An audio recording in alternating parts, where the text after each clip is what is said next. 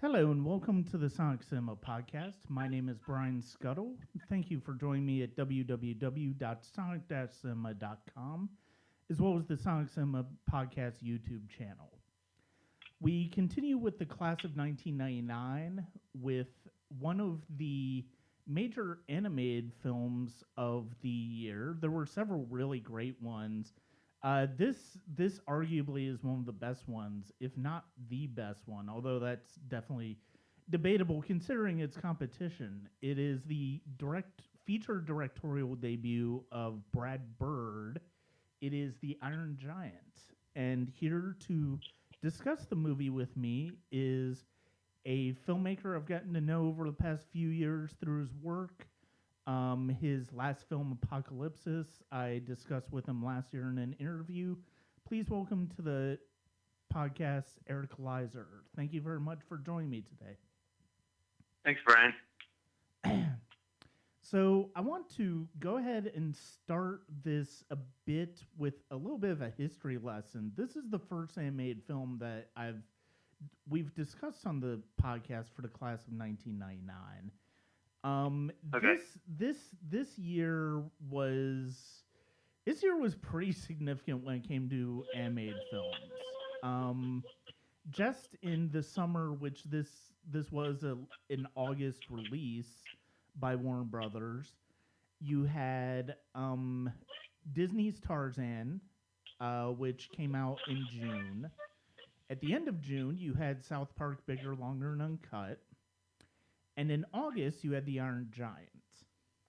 In the fall, waiting in the wings was the American release of Princess Mononoke, the great Hayao Miyazaki film, as well as Pixar's Toy Story 2.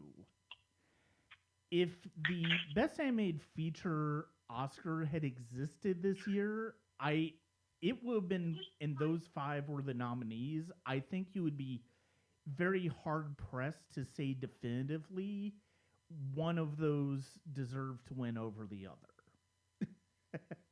Because that's a pretty impressive, in my opinion at least, that's a pretty impressive list of films to be nominated. Yeah, most definitely. Formidable year. Yeah. When did you first see The Iron Giant?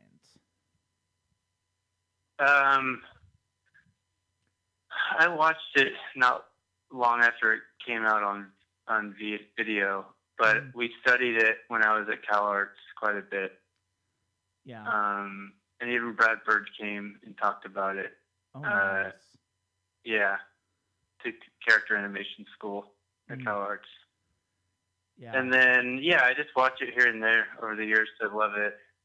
Mm-hmm. And happy to talk about it. Yeah, this. What about you? I didn't see it in theaters. I don't remember why I didn't see it in theaters. I think at the time it just wasn't necessarily something I was interested in. I did eventually see it on video a couple of years later, and I really liked it. And then I watched it again a few years later for Sonic Cinema's A Movie Week, and it really just leveled me. Like, it really just had pretty big impact on me, emotionally speaking, as far as the story goes. And the thing that's kind of remarkable about this is that Brad Bird, like, they had to fight tooth and nail to get this a theatrical release. Because at the time, Warner Brothers was seriously considering this for a direct-to-video release. And it's really a shame, and it's obviously, it obviously is a bit of a shock now to consider that Brad Bird is one of the biggest names in American animation, certainly between The Incredibles and Ratatouille nowadays. But the idea that he had to struggle to get his first film, which is beloved, and I mean deservedly so. It's a really wonderful film that we'll dig into here on the episode. Onto the screen, but that was kind of that was kind of the nature of animation. It was starting to get to that point where if it wasn't necessarily Disney, or more importantly, if it wasn't computer animation, Hmm. audiences were not really interested in it, and that's a real Right. shame. Yeah. It kind of seems like, I even remember that. It kind of seemed like it was a retro flashback, kind of nostalgic piece, Yeah. because everything else was swamped by Hmm. CGI. Yeah. I think you said Tarzan though was hand drawn, but Yeah. again, that was totally different. It had all these Hmm. musical numbers and this cheesy stuff in it. Well, yeah, and it's the Disney brand too. I mean, Tarzan Yeah, was a big hit that summer. I do remember you're that. right. And Yeah, yeah, it I was. mean, it Yeah, was because it was coming off of this era of animation where Disney was basically king with its animated yeah, musicals, with Little Mermaid, Beauty and the Beast, right. Lion King, and then Tarzan was a piece of that. Um, and so other studios were trying to figure out what they need to do in order to get a foot in the door as far as animation. And this was one of the things that Warner Brothers did, and they were it was it's a shame when you figure Brad Bird, before, most people probably didn't really, most people outside of film fans and animation fans probably didn't really know Brad Bird before The Incredibles or even Yeah, The Iron Giant. But even before The Iron Giant, I mean, he had directed some of the early episodes of The Simpsons. uh huh. But the one thing I remember, and I didn't necessarily associate with him until I like found out that he had directed it many years later, was a wonderful short film that he had done for Amazing Stories, the Steven Spielberg produced Mhm. Mhm. anthology series called Family Dog. Yeah, If you haven't seen that, it's I've really seen it. one. It's still one of the best thing. It's I do think it's still one of the most entertaining things Brad Bird has ever done as a Yeah, filmmaker. I think Um, Tim Burton co-produced that as well. and that makes sense given the animation style. That would make a lot of sense too, because Right. it does seem like a it does seem like Tim Burton's style of his visual style as well. Right. Yeah. Um, so we'll get started into the Iron Giant a bit here, and basically what this boils down to is the thing that I like about this movie. I think one of the things that I like about this movie the most is it's it isn't an animated musical, which is I Mhm. which the more of those less of those we get, I think the happier I am. And Yeah. we've kind of gotten out of that routine. I mean, Disney will occasionally bring one out, but nobody else really does that anymore, which is perfectly fine by me, even if music plays a big part in it. This Right. movie is essentially a throwback to 50s science fiction, uh, and Mhm. it's very much set in the 1950s, and it's basically about a robot that crashes down to the into a small town and befriends Hogarth, the main character, and the and the adventure that ensues with that. Mhm. I mean, that's Mhm. the essential story. The thing I like about this is the way, one of the things that I really like about this movie is the way Brad Bird, in not just the story that he's telling, but the visual aspect of it, is really playing with a lot of 50s sci-fi tropes, but Yeah. it still feels very timeless in the story that it's telling. Yes, that's true. I had that in my notes as well. I was also wrote down, the atomic age. We see the in the classroom, the whole atomic scares, Yeah. soft drop it, hide under the thing, film for 8 millimeter, and you think of like the World of Worlds and like the day the Earth stood still, which is a film I really love, and they have that similar commonality. Well, the general theme that comes out of that is like, and then I feel like it does resonate even with our current time, but the universal themes, like the fear of the unknown, like the fear of the other, and like combined with like the power of childhood imagination, and then like these themes of when you confront the other, you still have your free will to choose whether or not you're going to humanely engage with that or brand them as evil. And I think that's what's really strong about this film, is that it brings into the fore those really universal things like free will, the fear, the anxiety of the unknown, and things like that, and life and death, and how to introduce that to something that is new to introducing that to the other, like this, that things die and things live. Do like a childhood introduction.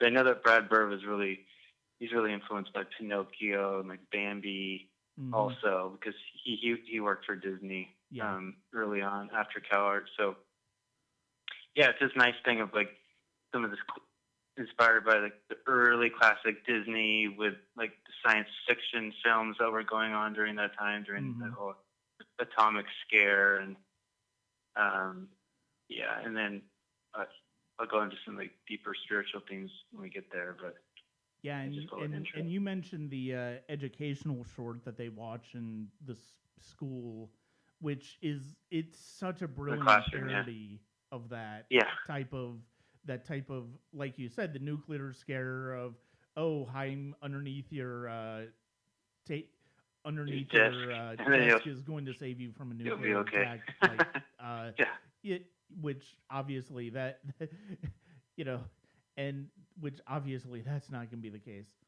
I mean, in addition to like the 50s sci-fi influence, like you mentioned, Day the Earth Stood Still, which I think is one of the big ones. War of the Worlds, certainly.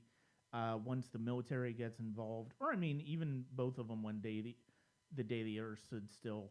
It's ultimately a family story in the vein of E.T. It has that aspect of it too, where a young boy gets a friend from another from another world, and it's another thing where it's like Hogarth is sort of like Elliot in E.T., where it's like he's part of a community, he's part of a family, a small family, with him and his mother, who's voiced by Jennifer Aniston in the movie. But at the same time, he's also a bit of an outcast.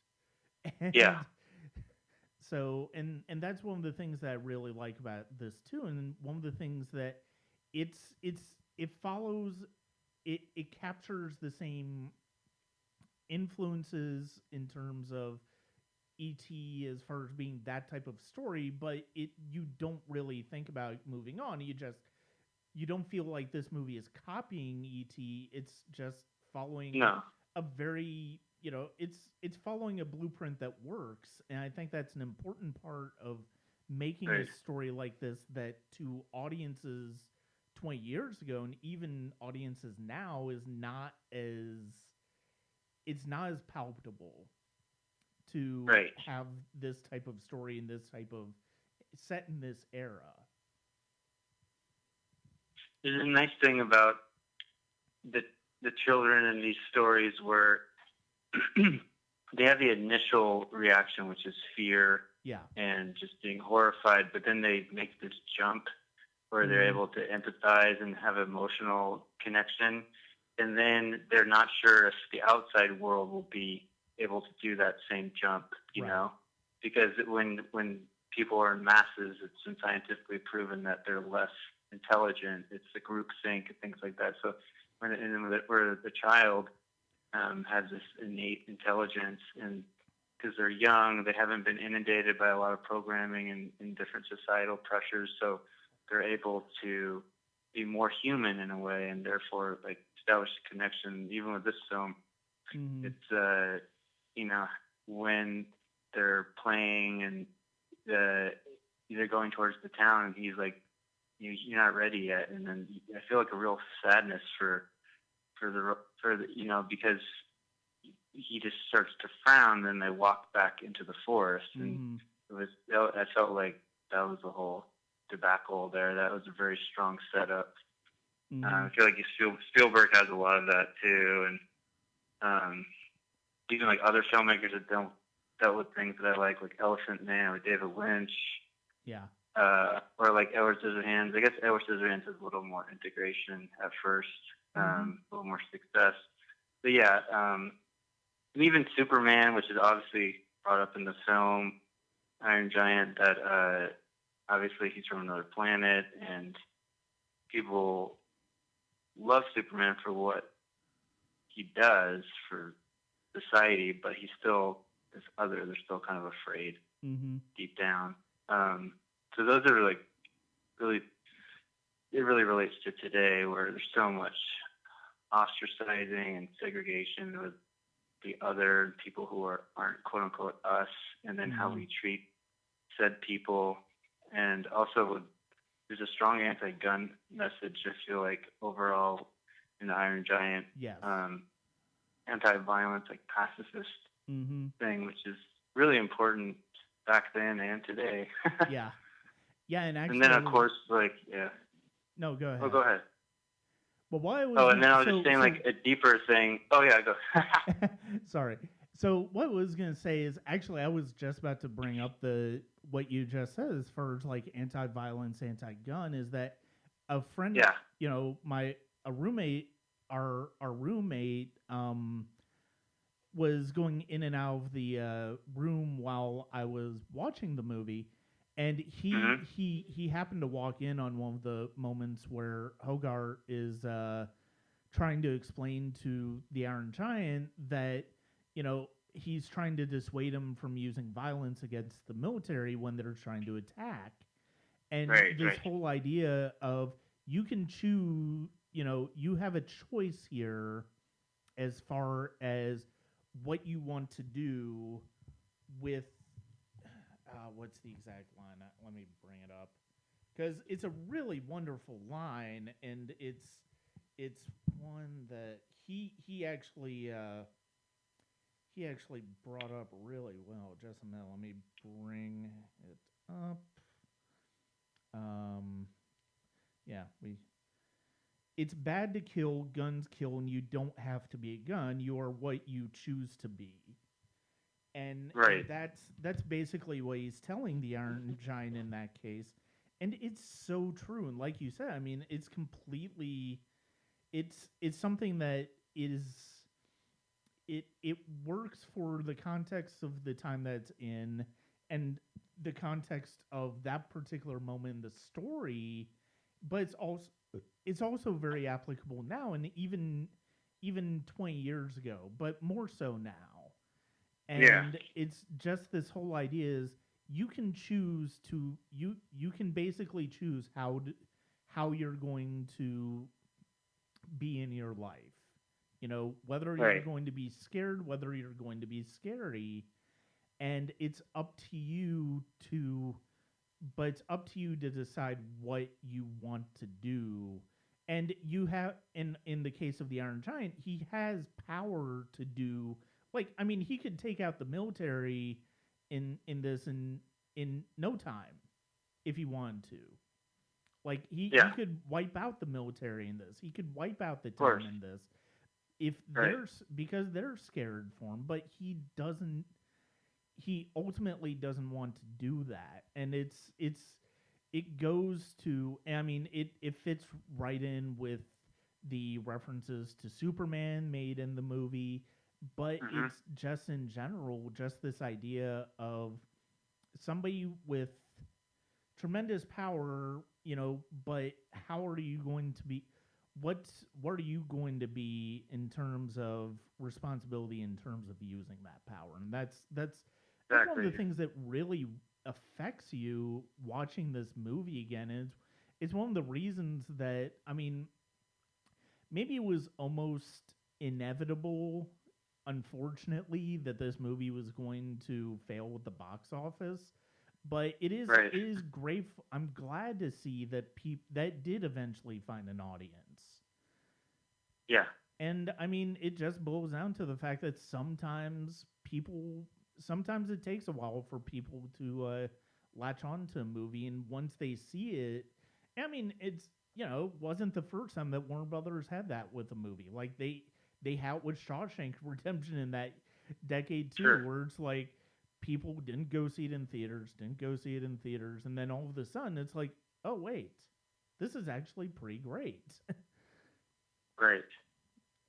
Yeah.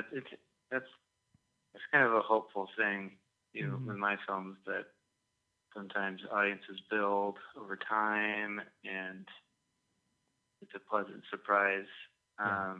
If the film has strong uh, universal themes, and it'll and it's told in a singular way, Mm-hmm. um, often people who are searching for those things will find it, and Yeah. then it kind of spreads that way. Where there's just a constant influx of films more than ever coming out, so release dates passes by so quickly, and then Mm-hmm. often there's just things on my list. I'm like, oh, I finally watched something I wanted to watch 5 years ago, you know. Yeah. But yeah, it's just a diligence, and it is mysterious how things magnetically um, build.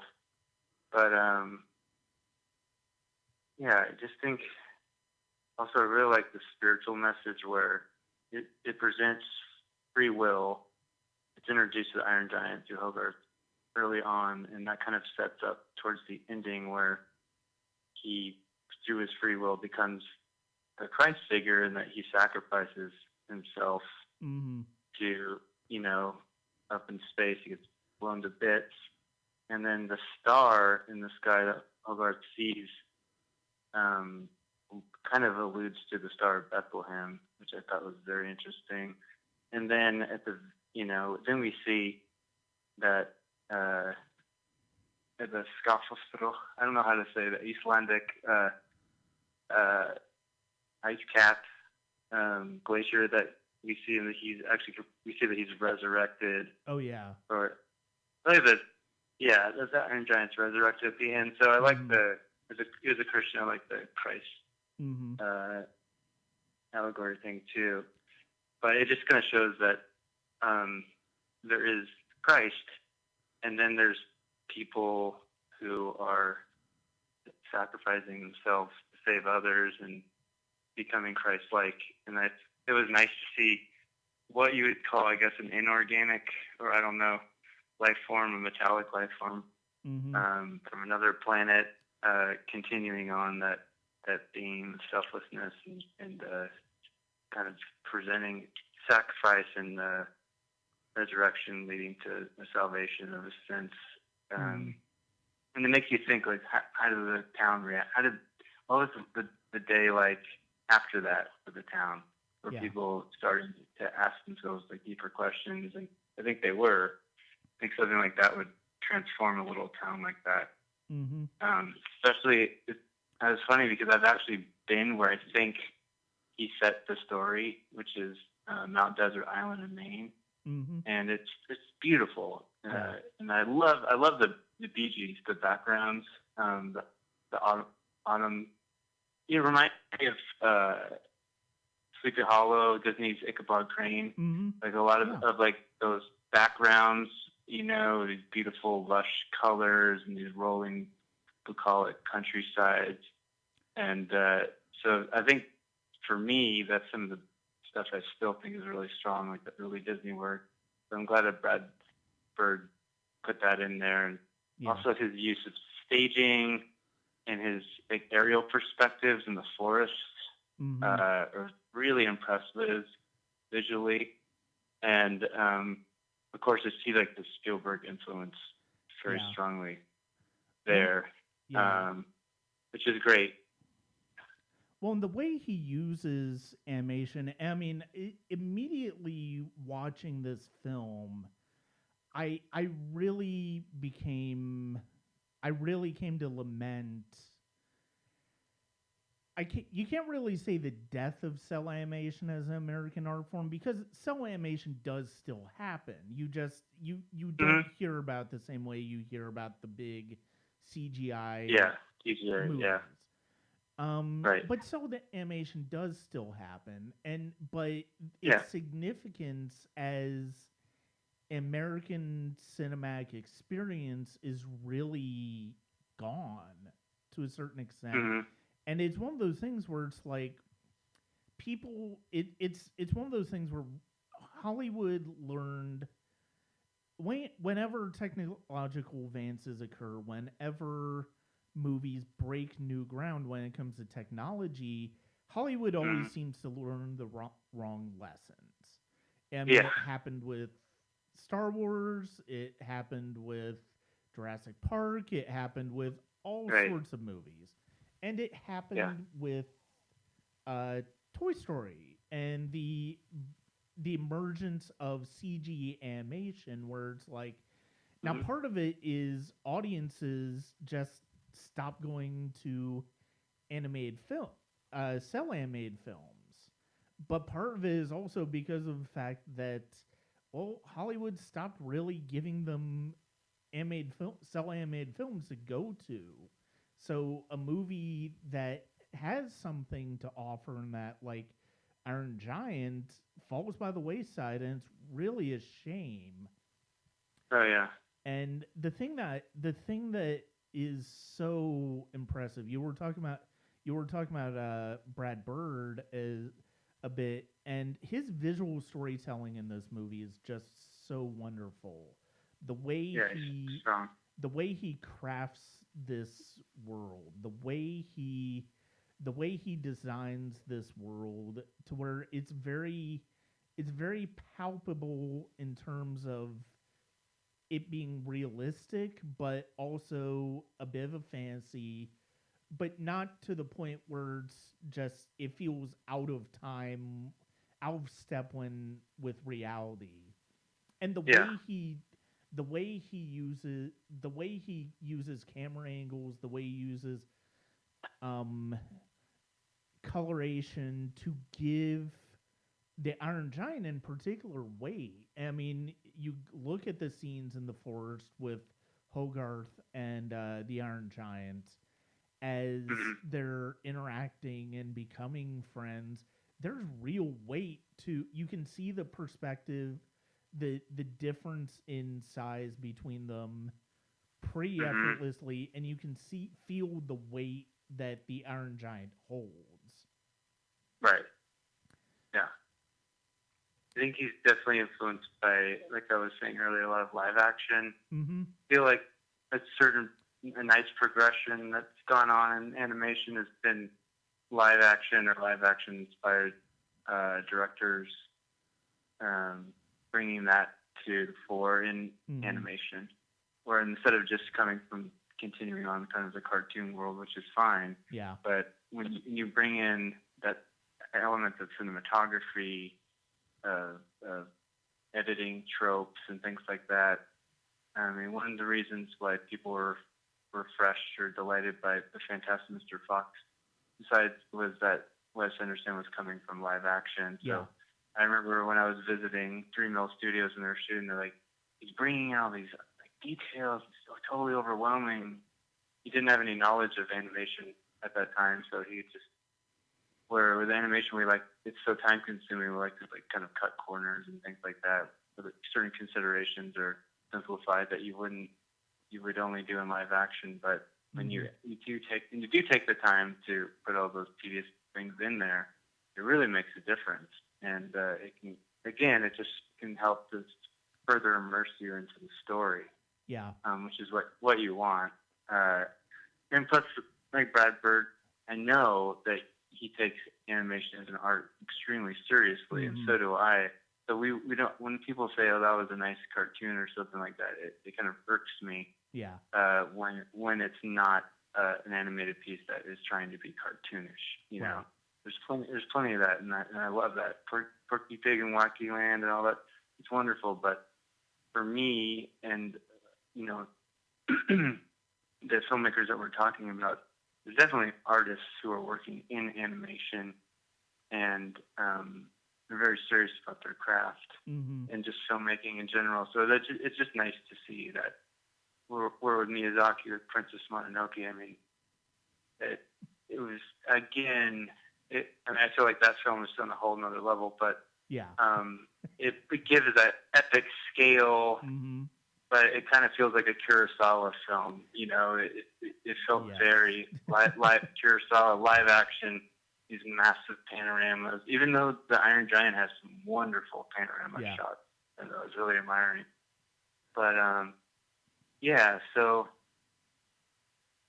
it's nice to see that fusion is strengthening between the two.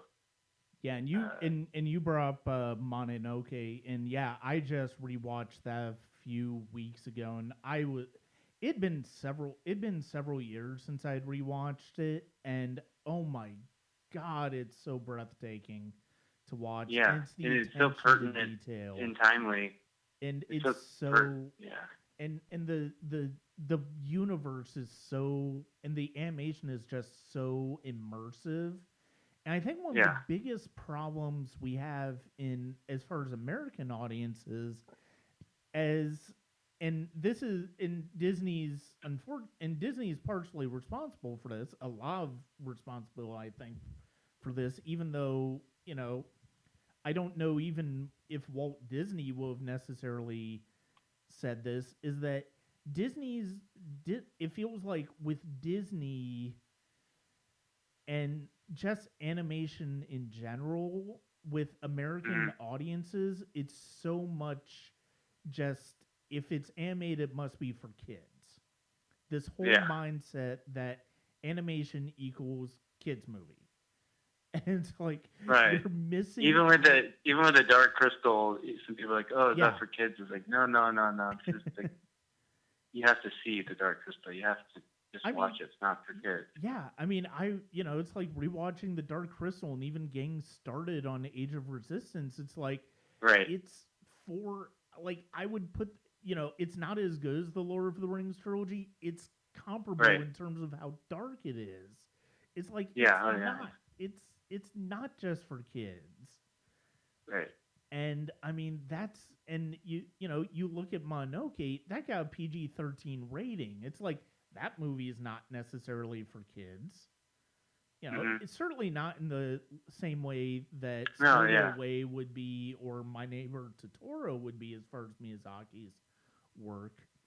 But I mean, it goes to, and I think this is one of the reasons, unfortunately, that this is part of the reason why I think once CGI animation really, once Pixar and Blue Sky and DreamWorks really sort of figured out how the formula for CGI animation, it basically boiled down to, oh, well, this is basically these are our new kids movies. And it's like, but you look at at least some of what Pixar puts out. I mean, it's just as weighty, dramatically speaking, as live action, as some of the movies that win Oscars. I mean, Iron Giant I would put in that category too. Certainly, yeah, certainly so. It's a constant irksome. My upcoming animated series / feature, Twilight Park, is this, where to me as an artist, this is the ultimate magnum opus type Uber project, where all my artistic skills are being pushed to the max. But there's this looming thing that at the end of the day, when it's finally done, God willing, some people are like, oh, you did like a kid's animated thing. And it makes me quite unsettled because to me there's the dramatic aspect, but also to me it's also like a moving painting as well. Yeah. And so it's just something that I don't know if people will evolve to understand, take it as seriously as they can as an art, not just for kids. Yeah. But there's this whole thing with going back to pre-cinema, like puppetry. Mm-hmm. Puppetry was for kids, but much earlier puppetry was always about is more satirical, and it was a public art form often that was used symbolically to criticize like government or political parties, or to work through show giant mythology and different cultures and things like that. So it's always been for adults. Mm-hmm. I think kids came later on. It's also how distribution networks present animation. Like often you're gonna find the animated things within family or kids. Yeah. Netflix and things like that used to have like adult, but it's just that whole adult animation genre is usually put in with like really crude animation. Yeah. Or so it's strange. It's too bad, but it's not enough for me to. It never would be, because I agree with societal thinking in a lot of ways. But I would like to see, if there is a future, an evolution and just taking animation seriously for adults, because they can get a lot. They can get a lot out of it, and they're missing great films like The Iron Giant. Yeah. And so definitely need more voices there. Yeah, and I mean, even and you brought up Wes Anderson, Fantastic Mr. Fox earlier. I mean, I would put Isle of Dogs up there as well. When filmmakers like Wes Anderson and Linklater, who did Waking Life and A Scanner Darkly, it's like they tried to bring adult stories to animation, but the problem is it's like those basically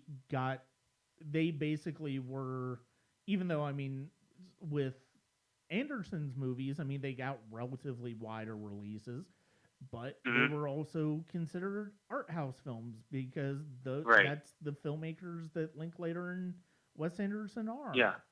And so, I mean, it's unfortunate that it's hard to see what could possibly break the mold. The only thing I can think of is if you ever were to get somebody like Pixar or even DreamWorks, but more likely Pixar would have to do it, to do something that was okay. So we're going to do PG-13 animation, and it's like we're going to do something more adult, and you can do you can do a dramatic adult movie in the realm of PG-13. Heck, Pixar's done it with like Up and Wall-E. Yeah. And I mean, they've gone pretty heavy, dramatically speaking. Oh yeah. But I mean, the problem is those studios are so associated with family entertainment that you would think that you feel like that type of story from them would just get pushed aside. It's like, no, I don't want to see this from audiences. Give me Toy Story 5. Right. It's like, even that's though, the problem with the monopolization of animation, of just film in general, and the homogeneity that happens because Disney's buying it. Yeah. And then independents are often pushed out of the center stage, so or just regulated, like you said, to the art cinema, which is been struggling. I will say, I think in some ways, I will say, I do think Sony probably came close to pushing the boundaries of like what's family versus something that's more something that could be more for like teens and adults with Into the Spider-Verse. and the way Right. that they did that. But I mean, that's still a superhero movie, so it's like naturally families are going to be a little bit more interested in that than and it Right. was PG. But at the same time, it's like there's a movie that I mean, it's most people consider the best Spider-Man movie, and I can't really argue with them on that because it's Yeah, one that's of the kind of the paradox. Is that animation is in the hybrid form yeah is really thriving. All these films that these juggernauts that people love are all hybrid films. They all have tons of animation in them. yeah You know, from like in game and all those things. mm-hmm. It's just so, but they take that seriously. So it's just strange when it's just purely animation that yeah then it gets taken down several notches. But when and I knew that early on. That's why my four features up to date are mm-hmm. hybrid films. There's live yeah action animation. They know it. I'll get more people to watch it. Or now that I'm going into a fully animated thing, mm-hmm. and I'm going to a smaller audience again. So that's kind of frustrating because it's yeah much more of an effort. It's much more work, and but as time goes on, those considerations don't matter as much. As long as I make a strong work, yeah it'll find its way eventually. I hope. mm-hmm. I will say before we bring it back to the Iron Giant a little bit, I will say you mentioned your own work being hybrid of live action and animation. I will say one of the things I've always liked about when you've used animation in those films is that it's not just for the sake of effect. When you use Right. animation, it's something significant to do with the emotional storytelling in the movie. There's a reason you're going with animation at that point in Right. time in the movie, and that's one of the things that I really love about it. It's not just I'm going to put animation in here just because. No, it has a Yeah. very specific purpose for the storytelling. Right. Exactly. Yeah. Um, And it was nice to see Brad Bird too when he's gone. I think he did one of the Mission Impossible, like the yes, Ghost Protocol or something like yeah, that. It was nice to see a lot of. As an animator and watching that film in the theater, I thought he brought a lot of things from animation into live action, which is mm-hmm. wonderful as well. Just how he sees it from an animator's perspective. Yeah. Um, so Well, and it's I funny didn't because see his Tomorrowland film. Did you see that? I did But see it. I like. I have mixed feelings about that movie.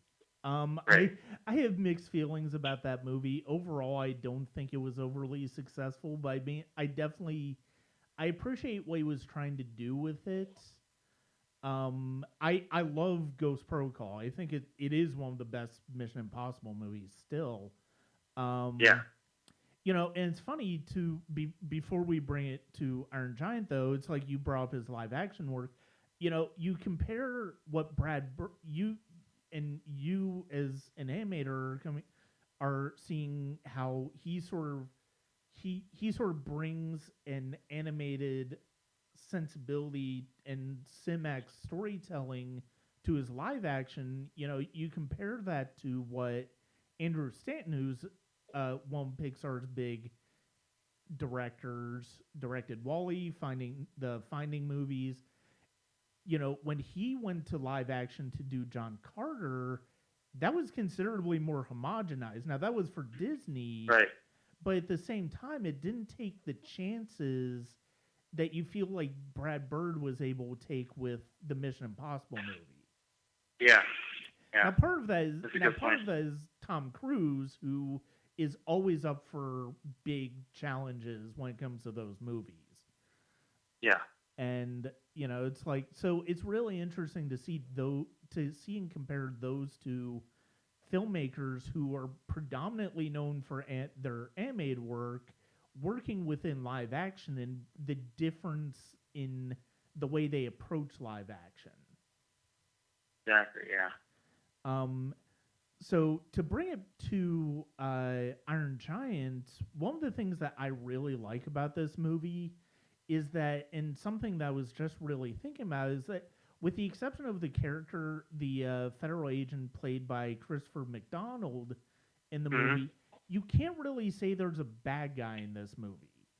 Like Right. you look at the military in this movie and you don't really see them as villains.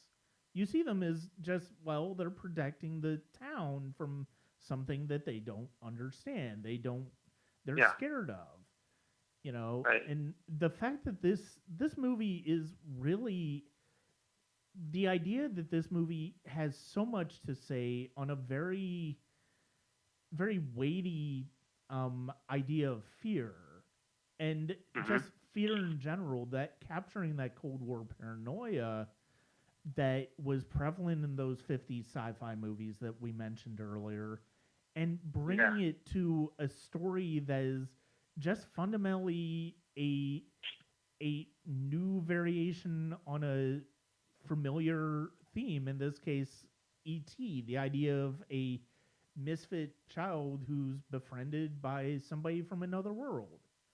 Yeah.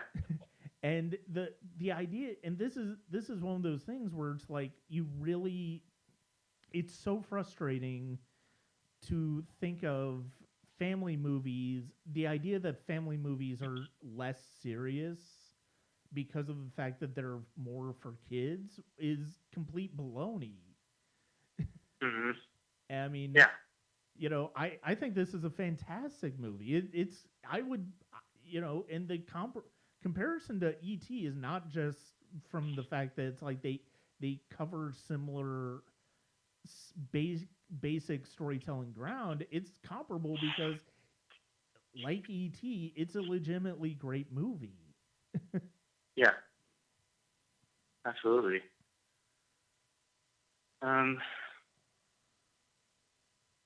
yeah, there's just some. I don't really have to respond to that. I just agree with you. Yeah. Um, it's it's. I don't know. There's something about the DNA of the Iron Giant where you've seen these themes. I mean, it's these are common universal themes, but it's dealt with. It's presented in a way that's free from cliche and pretension, Mm-hmm. and it's just very authentic emotions, which allows you, of course, as a viewer, to get lost in Yeah. the role. And then it just has all the it just is a great payoff. It leaves you thinking. It seems very contemporary today. Yeah. Um, what we're facing is the civilization, or just as a planet. Um, it's kind of making you think about industrialization and, basically giant corporations making massive decisions that affect all of humanity without Mm-hmm. humanity having a say in these things, these detrimental things. So,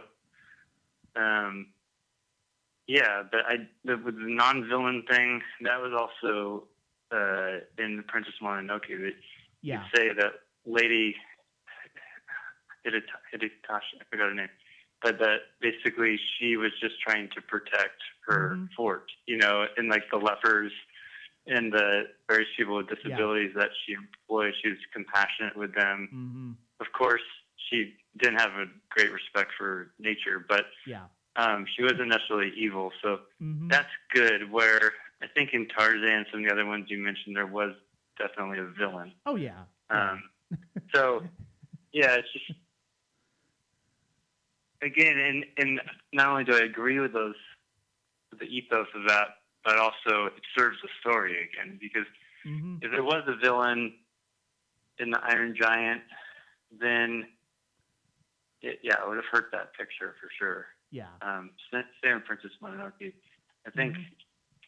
it's dealing with life and death and rebirth, Mm. and that's important because some films just focus on like in the Never-Ending Story, in the Age of Resistance, or the original Dark Crystal and things like that. There's this nothing. There's this entity that's coming that's going to swallow everything and drench the whole world in darkness. Mm-hmm. But of course, there's the theme too of that there could be a life after, but those things are kind of abstract. It's nice when they can be delineated a little more, and just made a little less abstract so that you can apply it to your own life, because there are abstract forces and dominions in this world, but you don't have to look very far just to see like flat out evil things in this world, and good things. And you just see that through all stories, going to like Joseph Campbell or something like that, the hero's journey is that there's this battle that's going to be going on until a certain point, depending on what you believe. But right now we're definitely in an intense battle, and that drives storytelling, which is a way of coping and of gaining insight into these deeper things.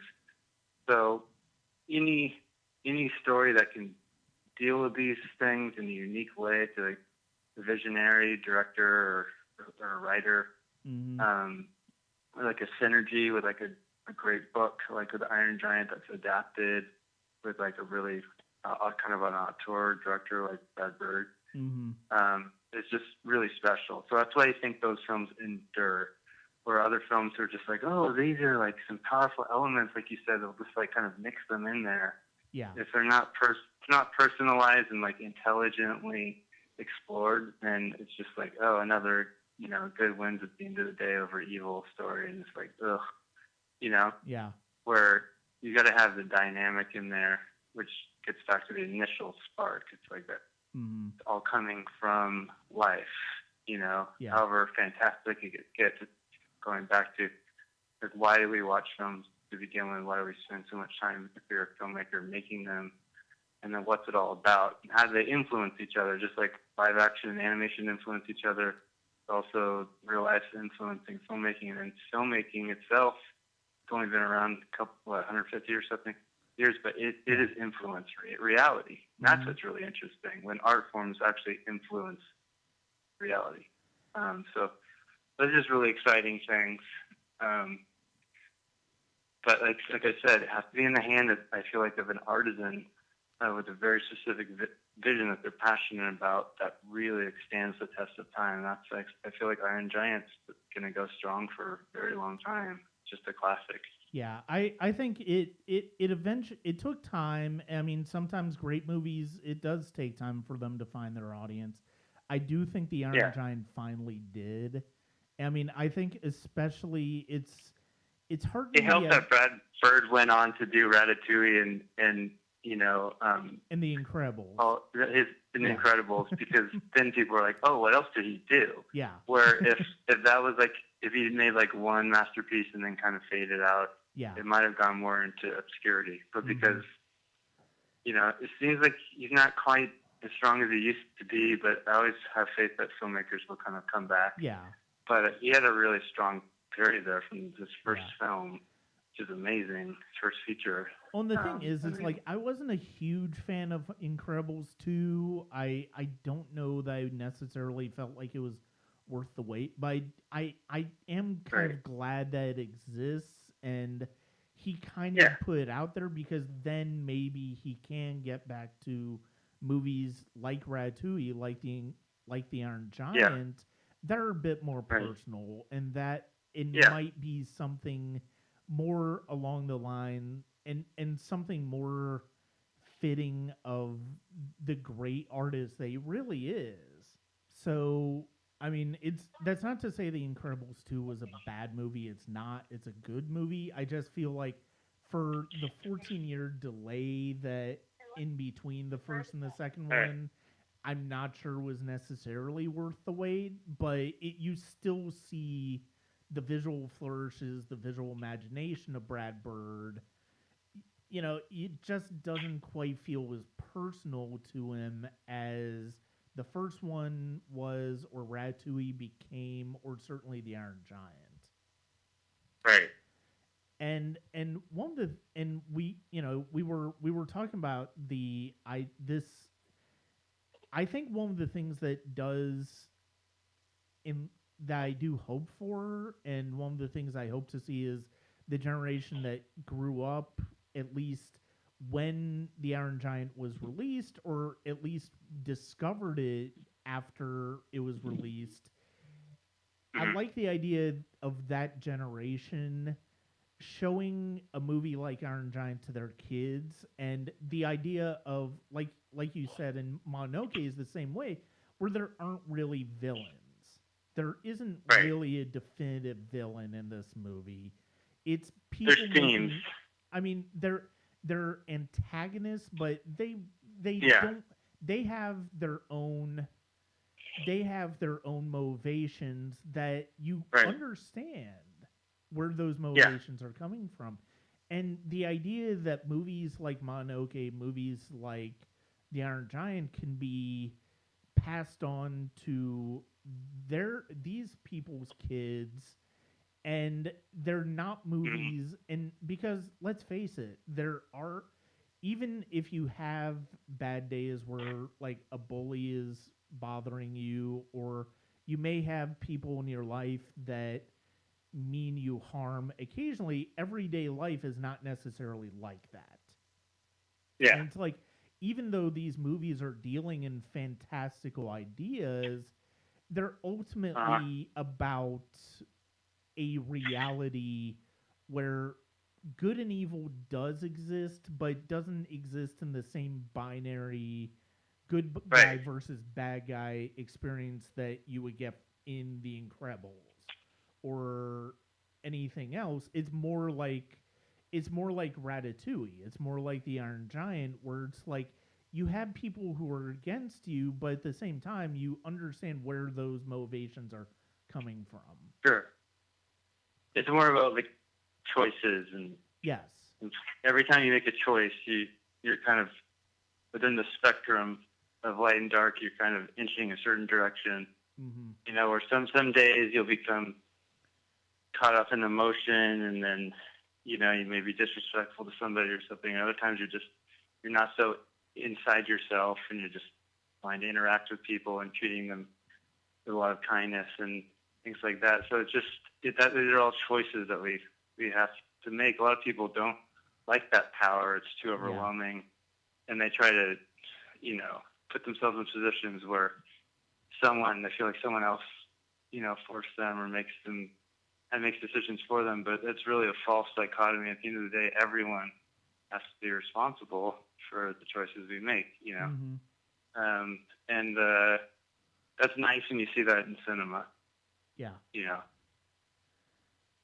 So before we come to a conclusion, there are a few other things that I really do want to point out with Iron Giant that I brought up and that I have in my notes here. Going back to when the beginning of the movie hit, that I really it made me feel it made me really miss cell animation. One of the things Yeah. that I love about that is one of the things about the beginning that made me feel that way is the waves in the storm and the rain out at sea were just absolutely beautiful and Right. really striking Yeah. and evocative. And then you have when Brad Bird and his animators have it going into the sunrise. It's one of those things Mhm. where it's like, yes, it's easier to do with computer animation, but it's like the Mhm. delicacy, the artistry that cell Yeah, it's animation not has for cell something like thing. that Cell animation's a physical thing. Everyone's drawn is with a human, is just and then it's actual colors and yeah, just real. It's not ones and zeros. yeah.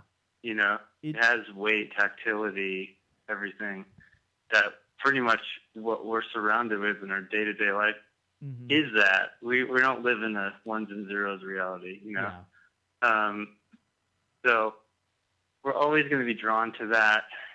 I feel, but CGI has really tried to use simulacra and other techniques to make it seem like it's something that's tactile, but it's very rare that they can really pull it off. Yeah. Especially when it comes to weight and volume. It's like where you would stop motion. That's my preferred form, because I'm actually using real light, real objects. But I also do love cell too, because I love drawing and all the different layering that you can do. Yeah. Like when it's coming into Earth at the beginning, like you're talking about with the sea, and then going into the sea, that's very visceral. Yeah. And it's just a great way to bring you into the excitement of the story and introduce the character. Yeah, like we were saying earlier, like there's a lot of weight to this film. And there's a lot of weight to the images of this film. I mean, it's something that, like you said, like cell animation is so capable of, in a way that even the best CGI still has issues with. I mean, even a movie with even a trilogy that I adore, like the How to Train Your Dragon trilogy, it doesn't have the same weight to it as Iron Giant.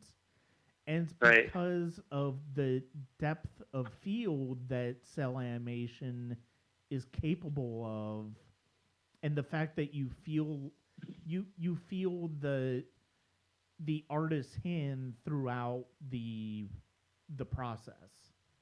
Right. One thing I do want to bring up, I want to bring up the score by the late great Michael Kamen. It's a shame that he passed away when he did, because as much as I love Michael Giacchino's work for The Incredibles and Ratatouille, I really would have loved to hear what Kamen did for The Incredibles. And I know Brad Bird was really wanting to use him for The Incredibles. And he ended up using Michael Giacchino, who did brilliant work for him. But Michael Kamen is one of those composers who, I think, because of the fact that he passed away as early as he did, and you have other ones like John Williams who are still going, he's kind of been forgotten by a lot of people, and it's a shame, because he for a good portion of my life, at least, you've got all of these fantastic scores by him, and one of the things that is really great about this is he captures that sort of E.T. sensibility to this story, but it ultimately has its own voice. Yeah. I agree. It's really important, and also just when they chose to use music is important too. It wasn't smothered over the whole thing. I also like it was just when there was the score, it was really potent.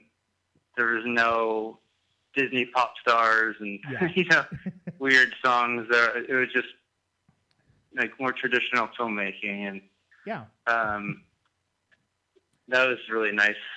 Well, the thing is, even with me, like I love an animation when, of course, I love music, because when it's done right and it comes in, it uplifts everything. But I also do love just to hear the sound of objects. I think it's even more important than live action too, because you really want to add that sound, texture, tactility to things to further bring you into this. Where when it's just kind of one music cue to the next, in some of the more mainstream films, it's just so saccharine, and it's so distancing. And what you don't want is more distancing in the animated picture, because you're already not looking at humans, most likely, or an extremely stylized thing. Right. So you want to do everything you can to bring people in and have entryways, so it doesn't just become like little dancing things, So I feel like Iron Giant was strong in that way. Yeah, it's judicious choice of when the music came in and then when it was just left out. It doesn't have to always be humming around. And that's just something even early on I would do, just use too much of my brother's music, but I was like, oh, it's so great, but it becomes a crutch. Yeah. And at a certain point, you realize that just hearing the human voice or just the sounds of what's going on in the scene can really bring you into the film, Right. even more so sometimes than music, Mm-hmm. unless you're doing that and then in an emotional scene where you really want music subconsciously to come in, it's there, and then you're like, oh yeah, there we go. It's that perfect balance between the two. Yeah. But yeah, I think just film composers in general don't get enough credit, especially if they have past however brilliant their work was, if they passed young. Yeah, it's hard because only like a handful of names people in general recognize. Yeah. If I may recognize their music, but not the name. Mm-hmm. And it's just tough, even for my brother. I know, even though he's branched into other things, it's just I feel like the sound has to have as much respect as the visual, but we're just so prone, I guess, and I don't really know. It's probably a very deep psychological thing why visual kind of has a predominance. Yeah. But it's funny because there's usually music there all along. It's just probably because it's just of its nature. It's ethereal. It's not something that pretty much we can see, and it's something we take for granted. It's also different because in day-to-day life, unless we're curating our own experience, there isn't like music swells coming in when some emotional thing happens. Internally, our body may like kind of be producing music, but we don't. There isn't. So it's another.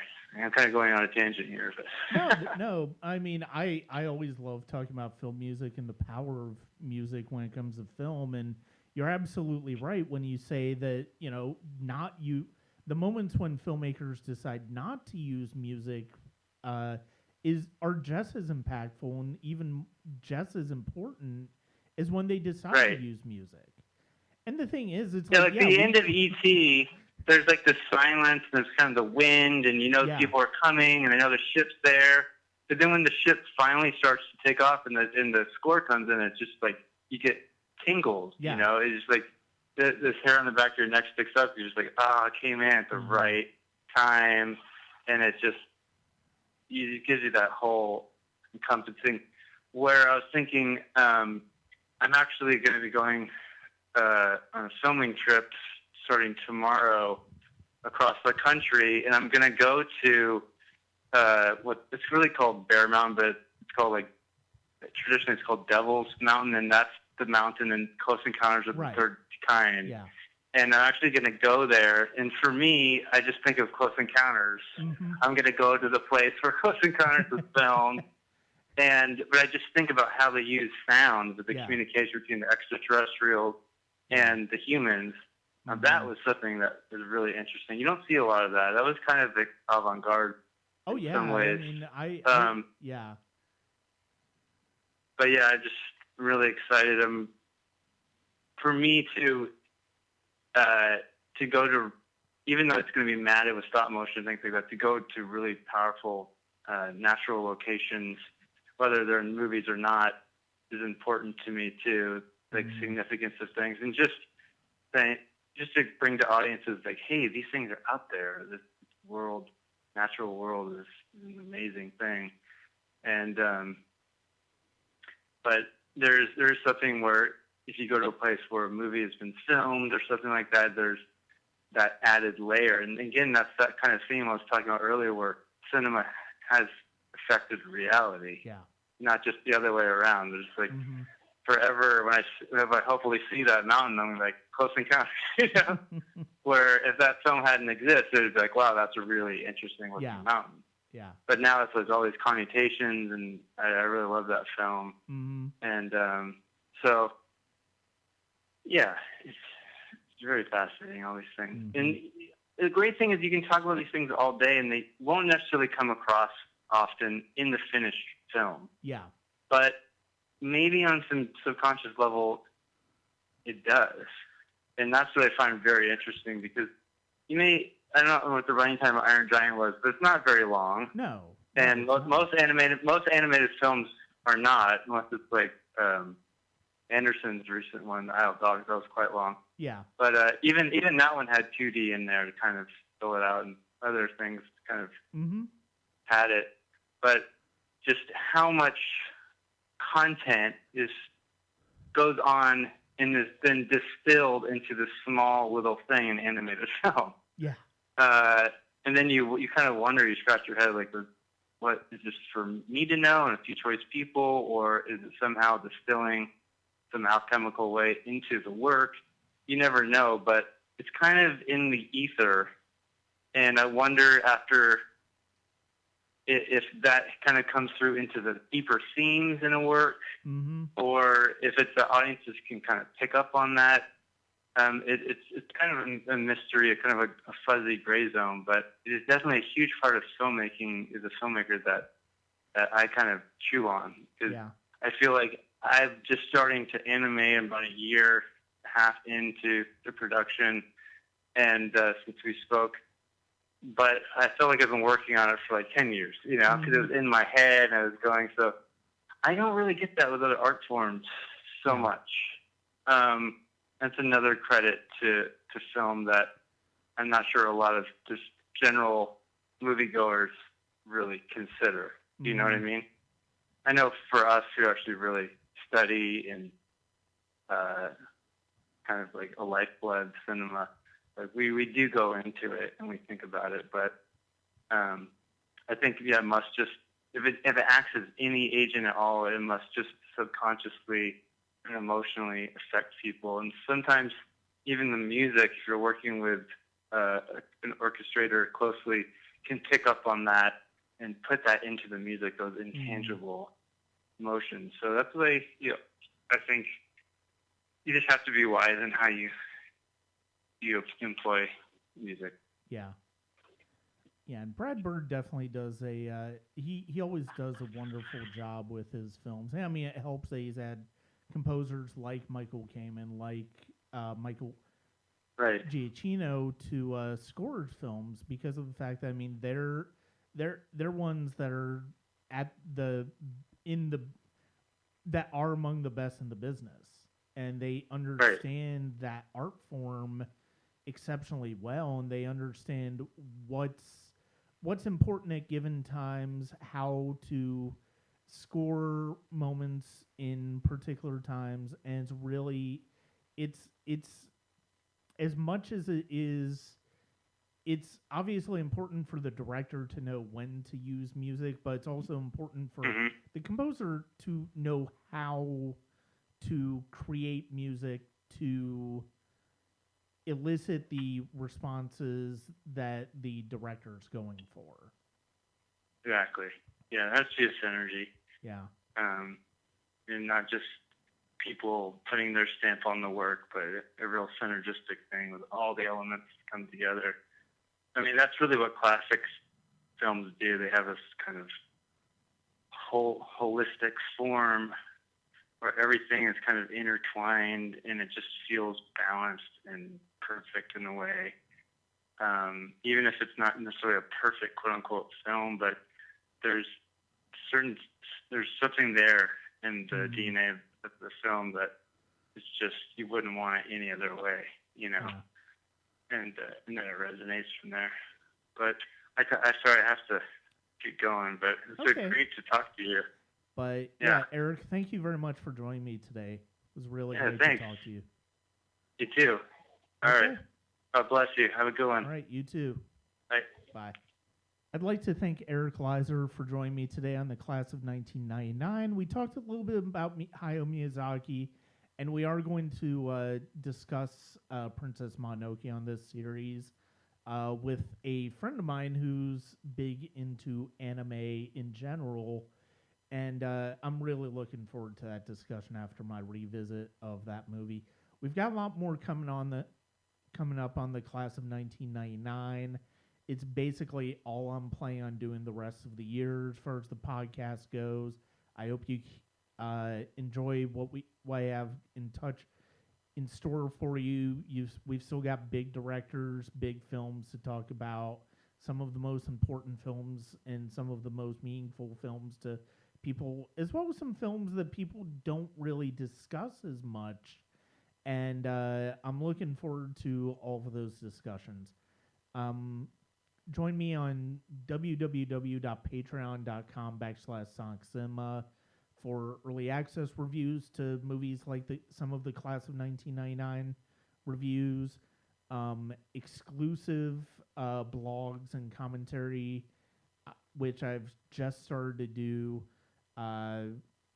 Video from Dragon Con, the Atlanta Film Festival, as well as more. And that's it for me. This is Brian Scuttle. Thank you for joining me on the Sonic Cinema podcast. I hope you enjoyed our discussion on the Iron Giant and plenty of other topics when it comes to animation, when it comes to 1999 movies. It was really great to talk to Eric about that. And thank you very much.